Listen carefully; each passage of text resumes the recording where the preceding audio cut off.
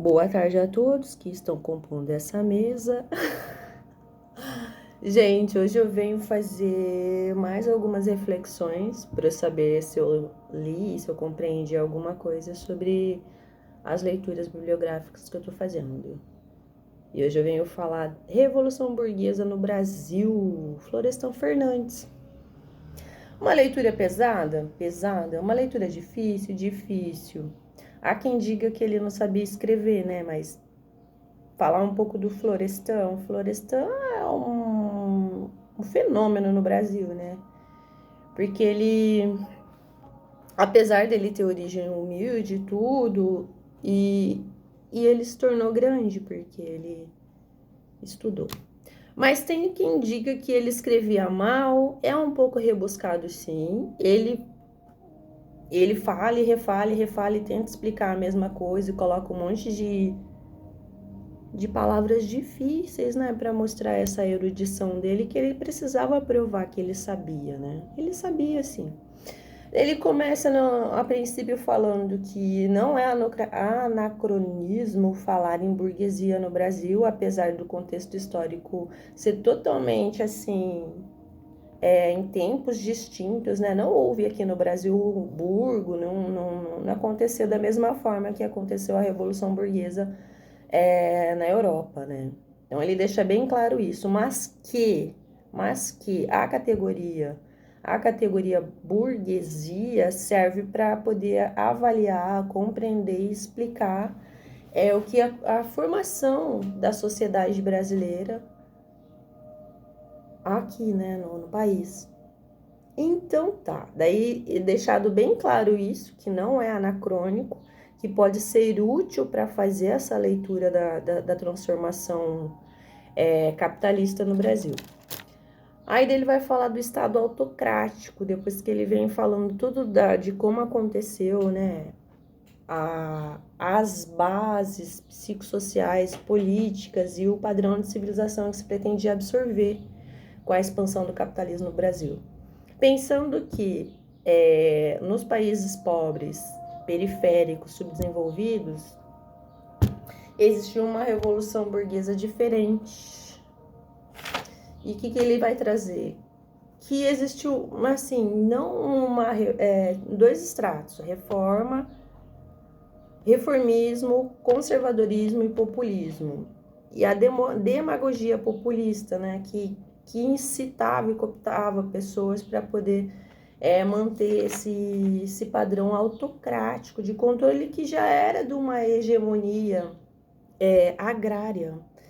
Então foi uma transformação assim rápida para tentar aproveitar esse capitalismo, mas com incentivo e com a mentalidade de uma hegemonia capitalista externa, né? Então o Brasil se tornou um país subdesenvolvido, dependente, um capitalismo dependente, ou seja, subdesenvolvido internamente e imperialista externamente. Então não houve esse ímpeto revolucionário como aconteceu na Revolução Burguesa Europeia e Americana, né?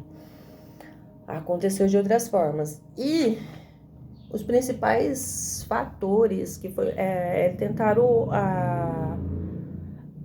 acolher e cooptar essa mentalidade, essa ideologia pequeno-burguesa, do produtor agrário se transformou no burguês, e depois, com a transformação, a urbanização, o estandarte era a modernização, né? Essa absorção da modernização e a necessidade de se modernizar também, já que tinha que se adequar ao que pedia, ao que a hegemonia externa estava pedindo, né? Então esse processo de urbanização e modernização foi o ponto central desse desenvolvimento, dessa introdução da mentalidade burguesa no país. E são 4 fatores. E para essa aceleração da história, né? Absorver esses ideais aqui não cabia, mas foi uma forma de acelerar a história e de que? Então, os fatores que contribuíram. as características demográficas do país, né? Toda a matéria-prima aqui, a assistência técnica que vinha externamente das nações hegemônicas. Depois, as Forças Armadas, que adquiriram móveis econômicos, sociais e políticos. Ele fala móveis, que eu acho que é análogo ao capital simbólico que o Bourdieu falava, mas o Florestan coloca como móveis políticos.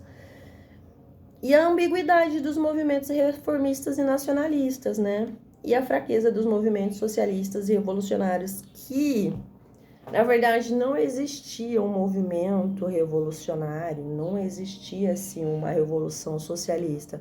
O que existia, na verdade, era um populismo demagogo, que se aproveitava dessas tensões, porque os trabalhadores, os proletários, as pessoas que tinham acabado de sair de um regime escravocrata ali. Então, ele vai colocar aqui, os republicanos forçaram esses ideais revolucionários e libertários por interesses próprios e colocaram a população, a massa, cooptaram a massa para poder apoiá-los, né? E era uma grande farsa, na verdade. E, ao mesmo tempo, não era uma revolução burguesa, porque eles tinham também que despertar isso nas pessoas, esse ímpeto de modernização, de aceleração, de desenvolvimento, mas não perder os seus privilégios, os seus postos, né? O seu poder político. Então, vai acontecer o quê? O imperialismo total, que vai se consolidar com a comunicação em massa, educação escolarizada, que o Florestan vem colocar como uma modernização dirigida. Que é essa modernização dirigida? É a democracia da cooptação, com pouca flexibilidade, assim, e o escasso excedente que se forma desse capitalismo, excedente do capitalismo lucro, serve para comprar alianças ou lealdades. Então, não existe, assim, uma ideologia intrínseca libertária. O que se existe são interesses diversos que vão culminar sempre nesse permanência de privilégios, que é alimentado pelos antagonismos intraclasses, né? A gente for pensar mesmo atualmente que dentro da própria esquerda e dentro da própria direita existem conflitos de interesses, né? Então, já pode se pensar nessa situação de lançar uns problemas, lançar umas questões, cooptar os estudantes, intelectuais e artistas com questões assim só populistas, que não vai mudar nada estruturalmente na questão de desigualdade, que é só para maquiar, né? Que não existe mesmo de fato assim, um desenvolvimento da classe burguesa como ocorreu na Europa, e essa estabilização natural da história, né? Como aconteceu nos países de capitalismo avançado.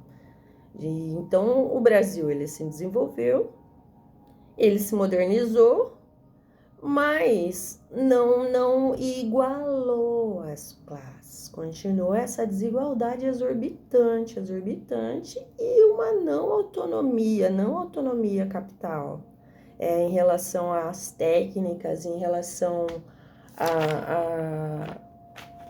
ao controle mesmo de gestão, mesmo porque essas burguesas, essas pessoas, esses detentores de propriedades agrárias, que esses mesmos produtores rurais de grande porte que depois vão para investir na modernidade, né? Eles vão para a Europa, conhecem lá como que acontecem as coisas, e ele vem dizer também essa estreita relação entre a burguesia brasileira e as Forças Armadas, né, para dar conta desses distúrbios, desses conflitos. Então, a massa serve, sim, para poder fermentar questões e situações, mas nada assim que vá prejudicar a ordem. Então, são conflitos dentro da ordem. Da ordem o quê? Premeditada de um Estado autocrático, de uma burguesia autocrática. E uma falsa democracia, né? Essa demagogia populista de inventar conflitos, mas não se resolver nada, além dali do que se espera o capitalismo imperialista, né? Então é sempre em prol de um capitalismo imperialista e de uma economia interna subdesenvolvida periférica, que produz desigualdades e que só sobrevive da especulação e da manutenção de hegemonias capitalistas, como é o caso atualmente do Brasil, que produz para outro país, para a China, por exemplo, ou dependendo do governo que está ali, vai escolher para qual império hegemônico ele vai entregar o país, né? E com quais são os conchavos ali que vão fazer. Ou é os Estados Unidos, ou são os Estados Unidos, ou é China. Aí a questão da França, a França é mais por questão de posicionamento teórico, para ter essa chancela teórica, para parecer que o país está tomando decisões pautadas em uma mentalidade conservadora, numa filosofia maior, assim, que não é, na verdade, é só vender mesmo tudo que tem no Brasil para outro país imperial, um império econômico capitalista, né? Mesmo sendo a China. E é isso, mas basicamente o que eu entendi aqui do Florestan.